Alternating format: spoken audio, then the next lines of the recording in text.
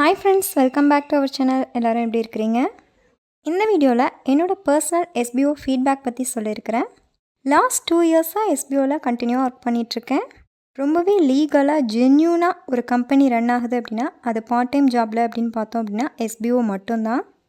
எஸ்பிஓவில் சேர்ந்ததுக்கப்புறமா நிறைய knowledge gain பண்ணிக்க முடிஞ்சுது. நார்மலாக ஒரு பார்ட் டைம் ஜாப்பில் ஏர்னிங்ஸை மட்டும் பார்க்காம அது கூடவே நம்ம நாலேஜ் அதிகமாக கெயின் பண்ணுறோம் அப்படின்னு நினைக்கும் போது ரொம்பவே ப்ரௌடாக ஃபீல் பண்ணுறேன். எஸ்பிஓவில் எவ்வளவோ ஸ்ட்ரகிள்ஸ் வந்தாலும் கண்டினியூவாக லீகலாக நாங்கள் ரன் பண்ணியே ஆவோன்னு சொல்லிட்டு ரொம்பவே லீகலாக இந்த ப்ராசஸ் நடந்துகிட்ருக்கு.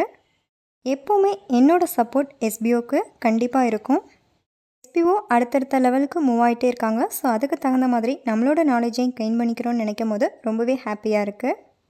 இந்த மொமெண்ட்டில் இப்படி ஒரு ஜென்யூனான பார்ட் டைம் ஜாப்பை இன்ட்ரோ பண்ண என்னோடய இன்ட்ரோடியூசருக்கும் நான் தேங்க்ஸ் சொல்லிக்கிறேன்.